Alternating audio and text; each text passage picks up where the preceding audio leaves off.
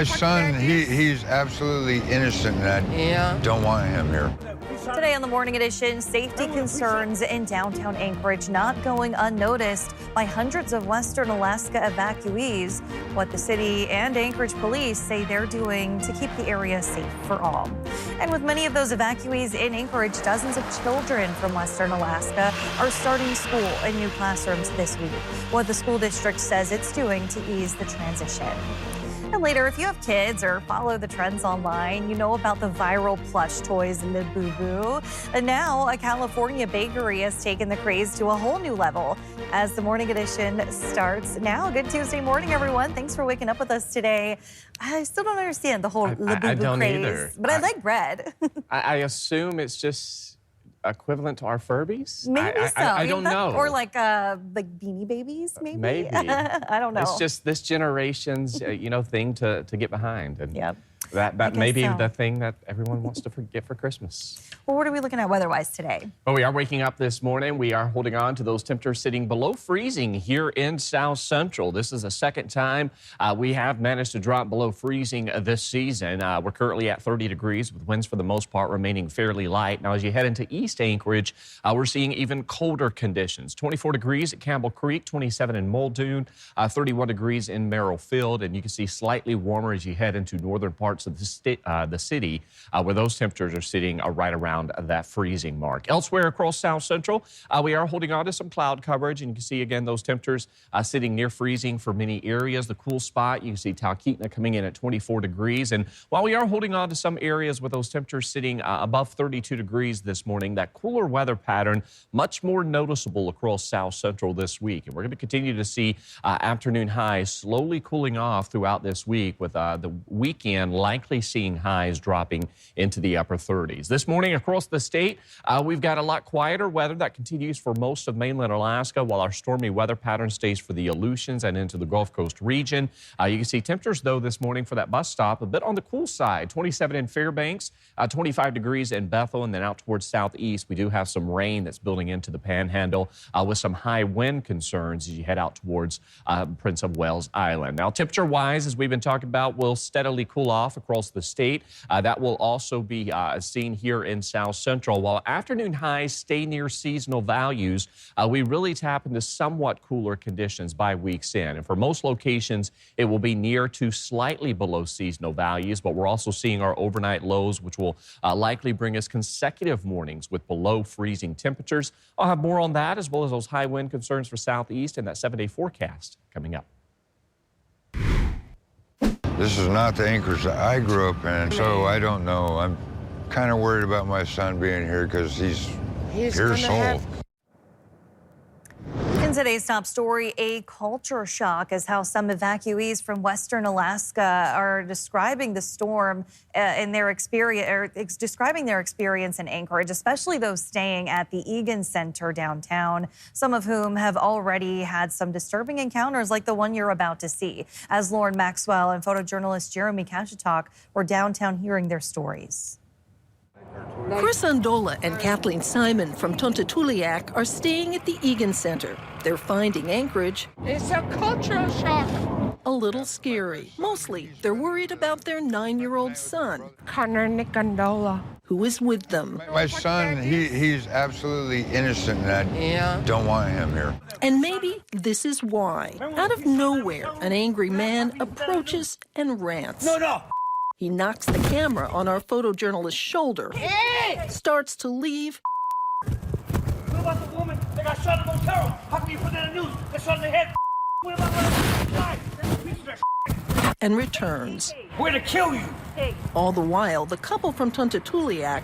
Oh my, this is what we gotta deal with. This is what we gotta deal with. Watches in shock. You were saying, This is what we have to deal with. That kind of weirdos. Yeah. It's not safe. This is very traumatizing. They tell me they're wondering what's next. Is this what we're supposed to get used to? And if it's really true, they really can't go home. Lauren Maxwell, Alaska's news source. The couple says half their village is still flooded. Even with their home destroyed, they may send their son back to stay with family. Anchorage police stationed at the Egan Center responded immediately to find the man who confronted our crew. Officials say extra security is now patrolling the area. Meantime, as Western Alaska begins to rebuild, dozens of students are finding themselves in new classrooms this week. As Danny Tompkins reports, school leaders say their goal is to keep friends together and provide support. Some students shared their fears about their new schools or new teachers before evacuating their homes in Western Alaska. This week, students stepped foot in their new classrooms. The processes began immediately, and some families navigated rapidly into the Anchorage community and system, and some of those students rapidly became enrolled. A total of 65 students joined in Anchorage classrooms on Monday, October 20th. Superintendent Anderson said academic counselors from the Lower Kuskokwim School District will be resources available for these students. The students and families need to have people from our district that are familiar with them in order to help support them in the transition into new schools. And new students have been placed strategically. We'll offer opportunities for students to enroll together in clusters at a small number of schools that we can discuss further. One of the best things that we can do for our students in this moment is to make sure that they are together as a community. The priority is to help these students and families heal. Our ultimate goal is that immediately they feel welcomed and supported and all their needs are met. We need to approach our families with care and to make sure that we're cohorting these students as much as possible so they have friendly, familiar faces in a small number of schools. These 65 students represent hundreds of families working towards rebuilding and healing in community. Danny Tompkins, Alaska's news source. And as evacuated Alaskans work to settle into their new lives, conversations about what comes next have been happening. The state announcing Monday that residents could be heading home as soon as 3 weeks from now. But Kipnuk village leaders are talking about relocating the village entirely. Julia and Alexi Stone are two of the evacuated Alaskans now settling into their new normal. And they say they've been blown away by the generosity of everyone who has come to support them. I'm glad that they're here. I'm glad that we're all survivors. And I would say that we're Kipnuk strong. We're always going to be there for each other no matter what. The two said the accommodations by the Red Cross have been helpful and thanked everyone once again for coming to their aid. And as the American Red Cross continues to provide aid and shelter to families forced to evacuate from Western Alaska, officials are asking for the community's help, while evacuees are requesting material items such as clothes, especially for women and children. The American Red Cross told our Area on Air Bureau that they're primarily requesting monetary support from those looking to give. How are you all coordinating all of these efforts to ensure that the help gets where it needs to most efficiently? We are really relying on the assistance of our community partners to provide things like health care and those physical items that individuals need. Right now, the easiest way to get help to these individuals is to donate financially. That is the quickest way to get help and to get the help straight into the hands of the people that have been impacted. And a reminder, KTUU Channel 2 is partnering with the American Red Cross to help support healing from Halong. Just scan this QR code on your screen now or text Red Cross to 90999. Make sure you click Alaska Storms and Floods on the drop-down menu to ensure 100% of your donation will go directly to Red Cross response efforts here in Alaska.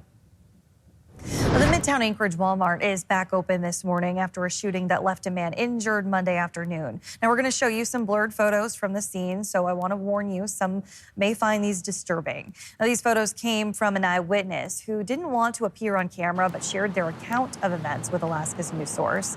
This witness said after they checked out and went to the bathroom, they heard 4 gunshots. And then after coming out of the bathroom, that's when they said they saw the victim lying on the ground. Anchorage police say the man was transported to the hospital, though police have not shared his current status. Police say they have apprehended a suspect and there is no active threat, but they haven't released identities of the shooter or the victim. Coming up on the Morning Edition, thousands of Alaskans could lose critical food benefits. We'll tell you who's impacted and why as the government shutdown continues to hit close to home. Still holding on to that stormy weather building back in across southeast, while here across south central, cooler weather stays with us. I'll have more on that, but first at sunrise, 8:59 in Anchorage, 7:48 in Juneau. Your full forecast is next. Well, welcome back on this Tuesday morning. Aaron, the past few days, you've really been able to feel that chill in the air. Yeah, just a stark difference from what the first half of the month brought with some warmth across the state. But we're finally seeing the return to some cooler weather. And for some areas, it's the first coolest trend we've seen for the first part this season. Of course, we're still watching some lows moving into the Gulf of Alaska. We've got that cooler weather staying to our north with some light snow showers that will build into the interior here over the next couple of days. And adding on to the snow that we did see through the weekend, this will continue to help establish that winter snowpack for portions of the interior as those temperatures will steadily cool off. By week's end, we'll be talking about afternoon highs only topping out in the upper 20s for portions of the interior. 31 this morning in Fairbanks, 18 in Kotzebue, 17 in Utqiagvik.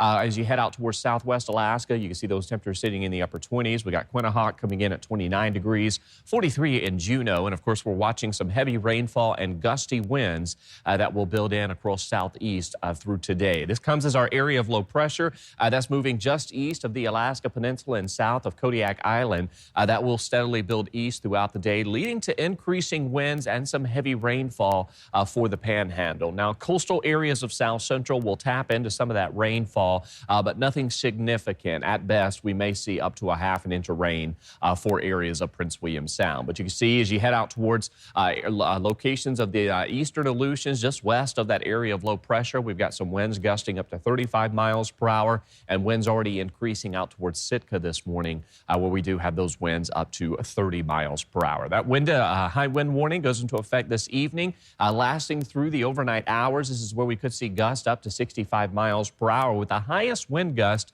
Those are expected to be on the southwestern portion of Prince of Wales Island. And of course, some of the higher elevations above 1,000 feet, there is the potential we could see some gusts up to about 70 miles per hour. So rain this morning will kind of taper off, leading to some dry time, but we see a heavier rain arriving later this evening. This will lead to that increasing gustier winds for portions of the Panhandle. Of course, we'll detail more about those winds coming up in the next forecast. But you can see ongoing rain stays with us. Another area of low pressure arrives as we welcome in the coming days, and that's going to reinforce that wet weather pattern across southeast. While wet weather stays with the Panhandle, inland areas of South Central will see some cooler conditions, some sunshine breaks, but largely expected to see temperatures dropping back down near to slightly below seasonal values. You can see that 7-day forecast where we're going to see those afternoon highs staying right around the lower 40s. Now, the latter half of October, our average high is right around 40 to 42 degrees. That's where we're going to see our temperatures for the rest of this week. Our overnight lows continue to cool off. We're going to see several consecutive mornings where those overnights will drop down near to below freezing. So be prepared that you could encounter some of that light frost on your windshield that can need some scrapes. Particularly on those mornings where we have a bit more clearer skies like we're seeing for portions of South Central this morning. And here over the next couple of days, we could, Kristen, see some flurries mixing in at the surface, but still entirely too warm that we'll see anything in the form of accumulation. All right, thanks, Aaron. Tens of thousands of Alaskans face losing food assistance next month as the government shutdown enters its third week. As Will Courtney explains, the state says SNAP benefits may be halted next month because funding from the USDA has run out. 66,471. That's how many Alaskans are set to lose their SNAP benefits at the end of this month because of the government shutdown. In a statement we've received from the Alaska Department of Health, they say the U.S. Department of Agriculture, Food and Nutrition Service, that's FNS, has directed states to stop the issuance of SNAP benefits for the month of November due to insufficient federal funds. This means Alaskans may not receive SNAP benefits for November, even if they're already authorized to receive them. Now, we already reached out to the congressional delegation, hearing response from Representative Nick Begich and Senator Dan Sullivan, largely bashing Democrats for not ending the government shutdown. That's in their characterization because the Senate bill currently could end the government shutdown. Now, Democratic leadership dispute the characterization, saying that the Republican bill before them isn't actually clean, and it ignores Democratic demands to restore nearly $1 trillion in Medicaid cuts and extend enhanced Obamacare credits that will expire in December. Now, that's the latest as we understand it. We'll make sure to update this as we learn more. Will Courtney, Alaska's news source. Meantime, in Fairbanks, those looking to sell or buy a home in the area may see a roadblock removed soon. The Alaska Department of Environmental Conservation is working to repeal a rule which requires owners to get an energy rating report before selling their property. The rule was adopted in 2024 to appease the Environmental Protection Agency. It was set to go into effect at the beginning of 2026. Now the EPA says it's no longer required. Both the Borough Assembly and the mayor support the repeal. The DEC says wood stoves are the #1 cause of air pollution in the interior. Critics of the regulation point to minimal benefits and an added burden to homeowners. It would,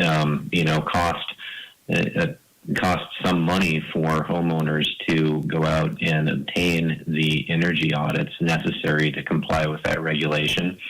And we had some feedback from the real estate industry that in addition to that economic cost, that it would potentially slow down real estate sales. Now, not everyone is in favor of the repeal. The Fairbanks Daily News Miner says Patrice Lee, coordinator for the organization Citizens for Clean Air, calls the action unfortunate. Public comment is being taken regarding the repeal until November 12th on the DEC's website or in person at a public hearing on November 7th.